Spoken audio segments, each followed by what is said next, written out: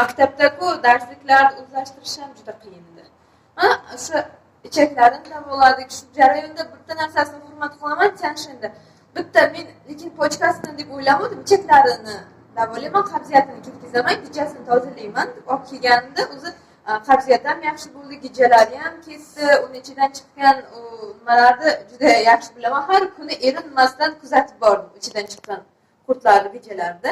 Undan keyin biz nimasiga olib bordik, o'ziga olib bordik. O'sha har doim o'zi qiladigan o'zichimiz Azizaga shunday, "Kelin bunga nima berdingiz?" deb so'rayapti-da. Keyin shunday aytgandan keyin hayron qoldi. O'sha tosh o'zi erib, даже bezovta ham qilmadi bolani o'sha ketish jarayonida, o'sha tozalanish jarayonida men shunga hayron qolib ketdim. Даже bezovta ham bo'lmadi-da bola.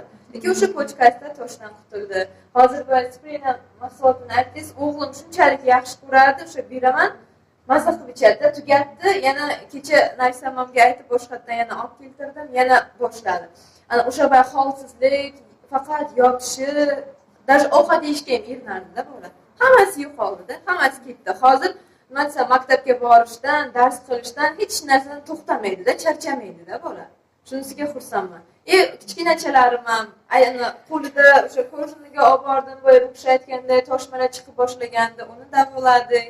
O'sha ichak yuldirishga ham olib bordik, o't xaltasida ham ilib borgan o'g'ilchamda ham. Bolalarimda juda ham ko'p natija. Qaynonamda har doim oyog'ida nima bor deb aytdi.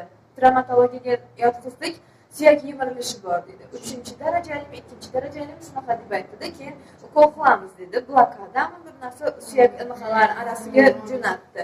Bir haftadan keyin qaynonam aytdi, "Bolam, men yaxshi bo'lib ketdim, zo'rman" dedi-da, o'g'ilchamda magazinga chiqib ketib, yarim yo'ldan qaytib keldi. "Ha, aya desam, bolam bo'lmadi" dedi. Yana og'riq boshlandi. Keyin bu yoqqa olib kelaman deb qaynotamga ishonmadi. Yana boshqa doktorga olib ketdi. Uni ham lechinalarni qildi. Ikkita-uchta doktordan qaytib keldi-da, oxiri keyin "Bo'ldi bolam, nima bo'lsa bo'ldi, foydasi yo'q, davola" dedi. Mana davolab boshladik, o'zi oyoqlar, bilasizmi, shunaqa mana shunday katta og'riq ignani uchiday og'riqqa aylandi, oxiriga borib, o'sha ham yo'qoldi keyin birdan-sigada. Judayam yaxshi qoldi. To'xtamaydi, shunday to'xtamaydi.